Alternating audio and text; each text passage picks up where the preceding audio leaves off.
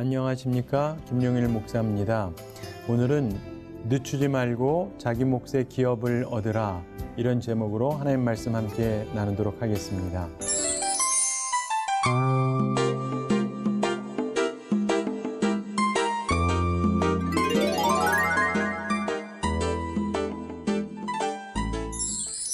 오늘은 꿈의 성취 18번째 시간입니다. 여호수아 18장을 통해서 늦추지 말고 자기 몫의 기업을 얻으라, 이런 제목으로 말씀을 나누겠는데요. 오늘 본문의 시작 1절에서 시작이 이렇게 됩니다. 이스라엘 자손의 온 회중이 실로에 모여서 거기에 회막을 세웠으며 그 땅은 그들 앞에서 돌아와 정복되었더라, 이렇게 말씀합니다. 자, 실로라고 하는 곳에 회막을 세웠다고 말씀합니다. 가나안은 이제 정복되었죠. 그리고 5개 지파가 이제 땅을 얻었습니다. 그리고 회막 주위에 둘러섰던 4개의 편대, 각 3개의 지파씩이 이렇게 있었죠. 12지파. 그런데 이제 상당 부분들이 각자의 소유지로 이제 이동하게 됩니다. 따라서 이제 회막을 완전하게 정착시켜야 했던 것 같습니다. 그런데 그 회막을 세운 장소가 어디냐면 실로였습니다.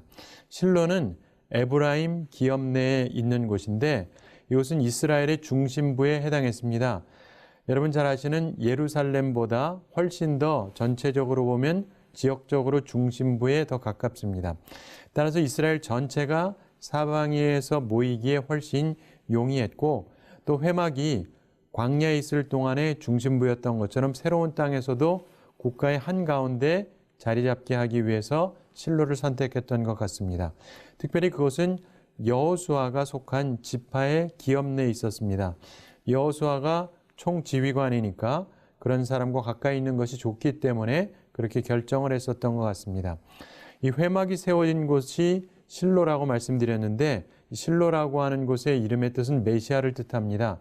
그래서 결국 완전한 회막이 완성되어져야 된다라고 하는 어떤 기대감, 소망이 그 속에 담겨 있고, 또한 평화가 있었기 때문이다, 이렇게 생각하는 성서학자들도 있습니다.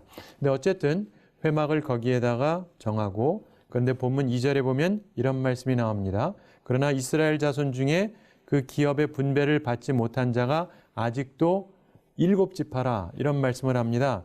아주 중요한 상황이에요.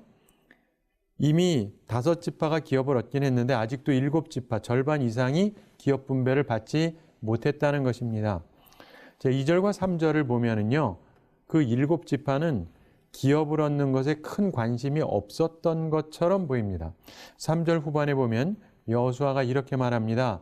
너희가 너희 조상의 하나님 여호와께서 너희에게 주신 땅을 점령하러 가기를 어느 때까지 지체하겠느냐, 이렇게 말합니다.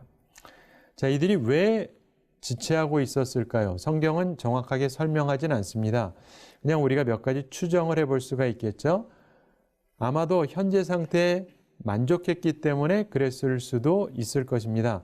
함께 뭉쳐 사는 것에 만족했을 수 있어요. 여러분, 창세기에도 보면은 사람들이 처음에 홍수 후에 바벨탑을 쌓던 사람들 흩어질 생각이 없었습니다. 그런 것처럼 지금 이 상태에서도 이 사람들이 흩어지기 싫었기 때문에 그랬을 수도 있죠. 또 다른 이유 중에 하나로 나태했기 때문에 그럴 수도 있습니다. 스스로 움직이지는 않고 그저 모든 일이 잘 되기만을 기다리고 가만히 있었을 수도 있는 것이죠.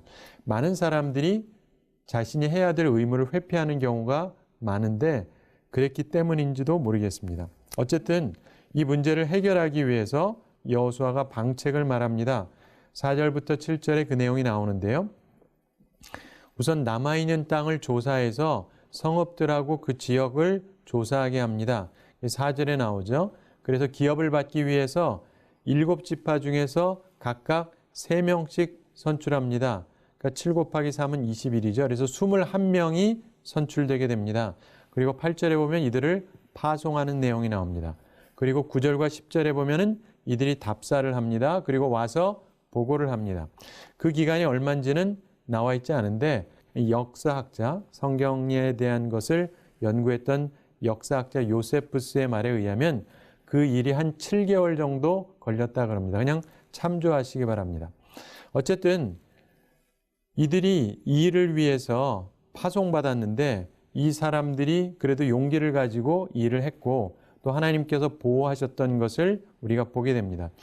짧은 내용이긴 하지만 누군가가 답사하러 움직인다라고 한다면 21명이 움직이면 이 소문이 날 수가 있죠.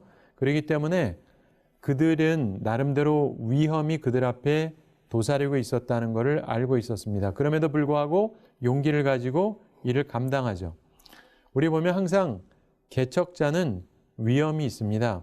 그런데 이들이 자기들과 후손들을 위해서 이 일을 잘 감당했던 것입니다. 동시에 또한 하나님께서 보호해 주셨던 것이죠. 그래서 어느 누구도 상하지 않고 다시 돌아올 수 있었습니다. 하나님의 일을 할 때 사역을 감당할 수 있도록 하나님께서 보호해 주십니다. 그리고 본문 11절부터 마지막 절 28절까지 베냐민 지파의 기업에 대해서 말씀합니다. 나머지 7지파 중에서 베냐민 지파가 기업 얻는 장면이 나오는 것입니다. 자, 그런데 왜 7지파가 아직 기업을 받지 못했을까? 이걸 생각하면서 우리 가운데도 믿는 사람들이지만 어떤 사람들은 자기에게 필요한 몫을 얻지 못하는 사람이 있어요. 오늘 우리는 자기 기업을 얻지 못하는 사람과 얻는 사람을 비교하면서 교훈을 얻게 되기 바랍니다.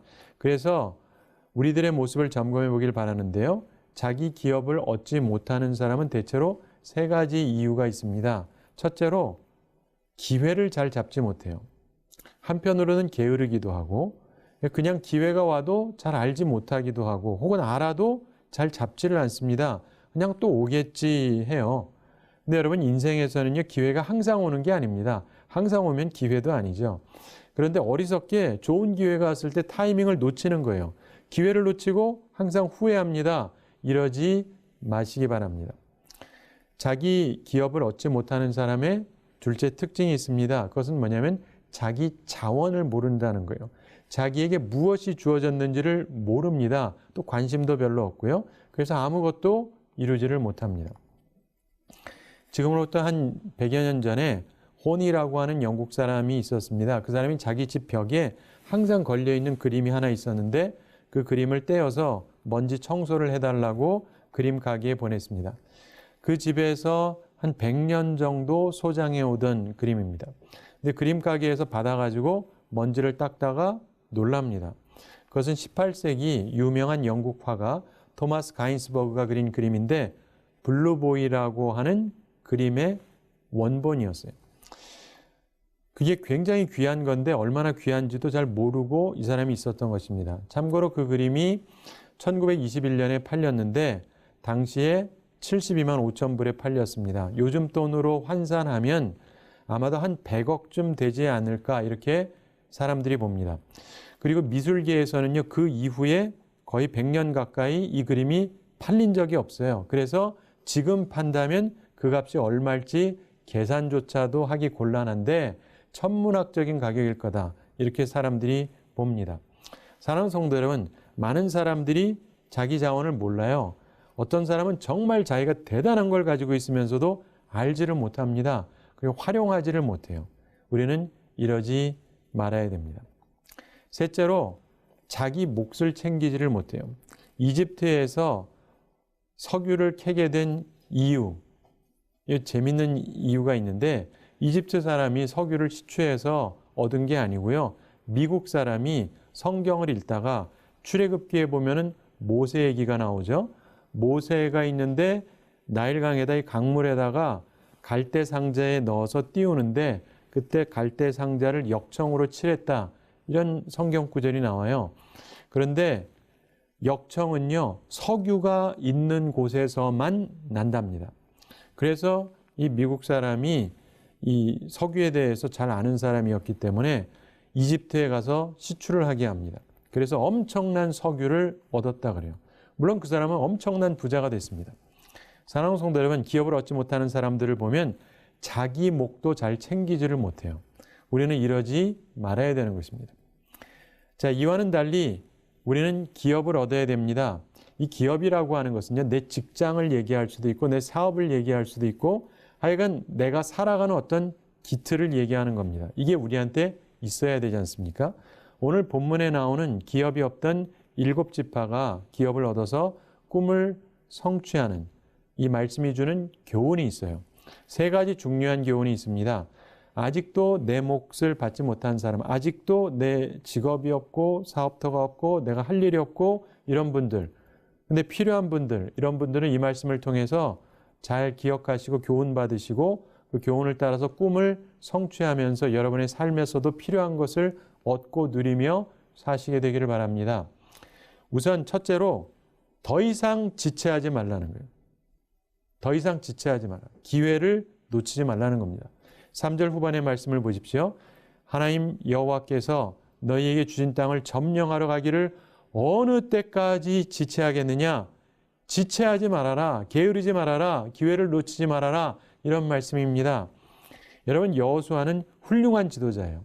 그러나 이제 그에게 주어진 시간이 얼마 남지 않았다는 걸 알고 있었습니다.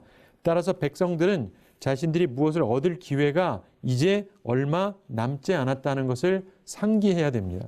항상 기억하셔야 돼요. 아무리 탁월한 지도자도요, 영원히 내 옆에 있지 않습니다.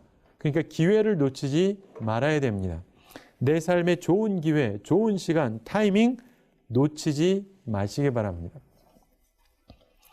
오래전에 미국이 남북전쟁하기 조금 전에 어느 봄날이었습니다. 오하이오주에 큰 농장이 있었는데 그곳에 짐이라고 하는 청년이 일자리를 찾아서 왔어요. 가난한 소년이었습니다. 그래서 그냥 부엌에서 밥 먹고 건초 창고에서 잠을 잤습니다. 그렇지만 굉장히 성실한 사람이었어요. 여름 내내 뗄나무 잘 준비하고 소를 맡아서 잘 키우면서 일을 잘 했습니다. 그런데 몇 달 지나서 1년이 채 가기 전에 농장 주인의 딸하고 사랑에 빠졌어요. 그런데 그 주인이 테일러 씨인데 이 사람이 이 짐 청년한테 모욕을 줍니다. 그러면서 너같이 돈 없고 이름 없고 장래성 없는 사람한테 내 딸 결혼시킬 수 없다. 이렇게 냉정하게 말했습니다. 결국 짐이 아무 말 없이 자기 물건 챙겨서 농장을 떠났습니다. 그리고 나서 한 30년쯤 지나서 이 농장 주인 테일러 씨가 과거의 그 건초 창고 이걸 부수고 새로운 시설을 하게 됐는데 그런데 거기에 예전에 그 청년 짐이 그 기둥에다가 파서 새겨놓은 그 사람의 성과 이름이 적혀 있었습니다. 전체 이름이 다 써져 있었는데 제임스 A. 가필드, 미국 20대 대통령이었습니다. 이 청년 제임스가 짐이 약자인데 이 짐이 열심히 공부하고 만 26살에 대학교 학장까지 됩니다. 그리고 이 남북전쟁이 일어났을 때 의용군에 가입을 합니다. 그러면서 공을 세우면서 만 30살에 별을 달아요. 장군이 됩니다. 31살에 미국 하원 의원이 되고 8선 의원이 됩니다. 그리고 나서 나중에 상원 의원도 되고 만 49살에 미국 20대 대통령으로 선출이 됩니다. 사랑하는 성도 여러분, 이런 남자가 청년 시절에 자기 딸 사랑하는데 이 기회잖아요. 근데 기회를 놓친 겁니다. 사랑하는 성도 여러분, 기회 놓치지 마시기 바랍니다. 기회는 항상 있는 게 아니에요. 잘 분별하시고 잘 잡으셔야 돼요. 때는 놓치지 말아야 되는 것입니다. 기업을 아직 얻지 못하는 사람이 기억해야 될 두 번째 중요한 교훈이 있습니다. 그것은 땅을 그리라는 거예요. 이것은 내게 무엇이 주어졌는지 가능성을 확인하라는 얘기예요. 본문 4절에서 말씀합니다. 너희는 각 지파에 3사람씩 선정하라. 내가 그들을 보내리니 그들은 일어나서 그 땅을 두루 다니며 그들의 기업에 따라 그 땅을 그려가지고 내게로 돌아올 것이라. 자, 얻을 땅을 두루 다니며 확인하고 그 땅을 그려와야 한다. 이게 무슨 말입니까? 내 가능성, 내가 앞으로 무엇을 할 수 있는지 이거를 정확하게 파악하라는 겁니다. 여러분, 우리가 살아가면서 세상에서 모든 것을 얻을 수는 없습니다. 그러나 내가 모든 것을 할 수도 없지만 내 인생에서 내가 할 수 있는 것도 있어요. 내 가능성을 정확히 파악을 해야 됩니다. 그것이 땅을 그리는 작업의 의미예요. 사랑하는 성도 여러분, 나에게 무엇이 주어졌는가 확인하세요. 정확하게. 그게 매우 중요합니다. 꿈의 성취를 위해서 꼭 필요한 것입니다. 여러분, 예전에는 상담을 많이 했죠. 예수님께서 오셔서 치유를 하셨는데 오늘날에는 교회 안에서 상담을 많이 합니다. 왜냐하면 건강 문제는 병원에서 많이 치료를 해주기 때문에 마음의 병 문제를 교회에서 많이 다뤄주죠. 상담. 그런데 요즘에는요, 상담 외에 코칭이라고 하는 새로운 사람 돕는 기술이 발전되고 있습니다. 그걸 다 설명드릴 수는 없지만 코칭에서 아주 중요한 것 중에 하나가 뭐냐면 바로 자신의 resource, 자기의 자원이 무엇인지를 확인하는 작업이 중요해요. 그래서 이 코칭을 하면 문제 있는 사람 해결뿐만이 아니라 잘 사는 사람도 어떻게 하면 더 잘 살 수 있는지까지 도움을 받을 수 있는데, 내가 어떤 자원을 활용할 수 있는지, 어떤 가능성이 있는지를 알아야 삶을 발전시켜 나갈 수 있는 것입니다. 사랑하는 성도 여러분, 땅을 그리셔야 돼요. 내 가능성, 내 자원을 정확하게 파악을 해야 됩니다. 영국의 어느 추운 겨울날 저녁이었는데 런던 시내 한 악기점에 남루한 옷을 입은 한 사람이 들어왔습니다. 보니까 헌 바이올린을 들고 있는 거예요. 근데 이 사람이 얘기합니다. 저는 배가 고파서 견딜 수가 없습니다. 제발 이 바이올린을 사주세요. 얼마라도 좋습니다. 저는 뭘 먹어야 됩니다. 그 악기점 주인이 쓸모없는 악기 가지고 온 것으로 생각을 하고 살펴보지도 않았습니다. 그리고 그때 돈으로, 우리 요즘 돈으로 생각하자면 한 5천 원 정도, 근데 이게 100년 전이니까 요즘 돈으로 환산하자면 한 몇 끼 먹을 수 있는 한 5만 원 정도 돈을 줬다, 이렇게 생각하시면 되는데 굉장히 적은 돈을 그냥 줬어요.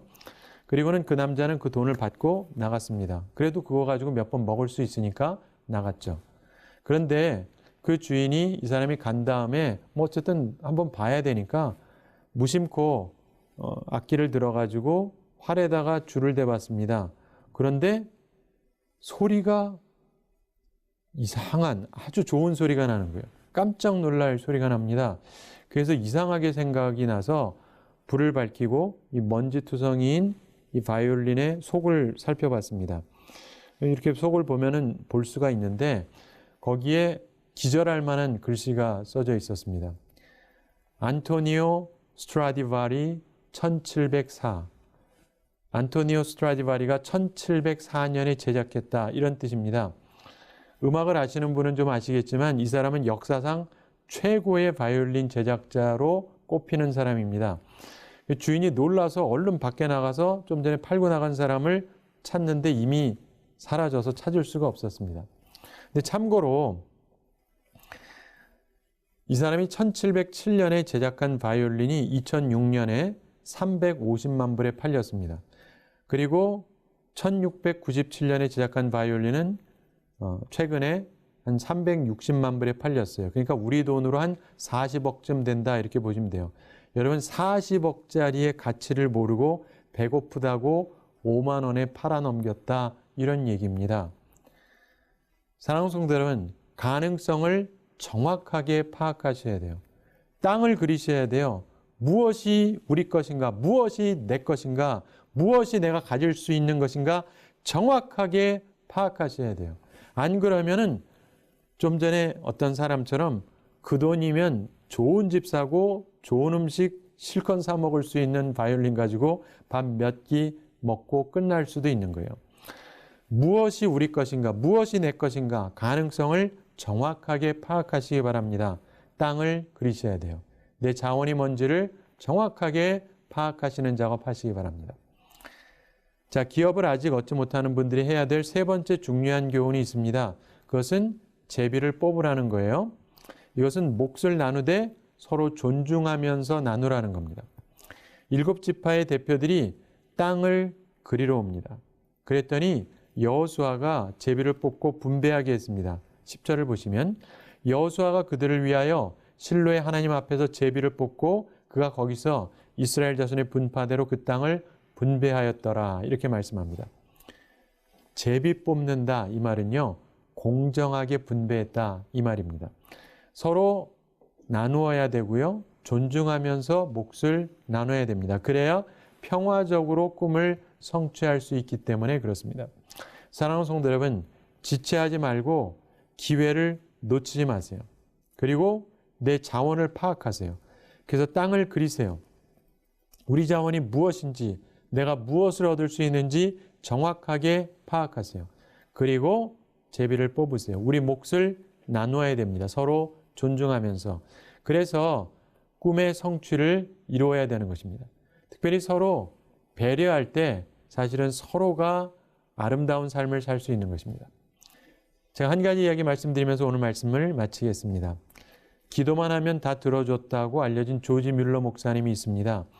이분이 본래 선한 사람은 아니었어요. 10살이 되기 전에 상습적으로 아버지 돈을 훔치고 14살 때 어머니가 돌아가시던 날에도 14살짜리가 술에 만취해가지고 도박을 즐기고 그랬다 그럽니다.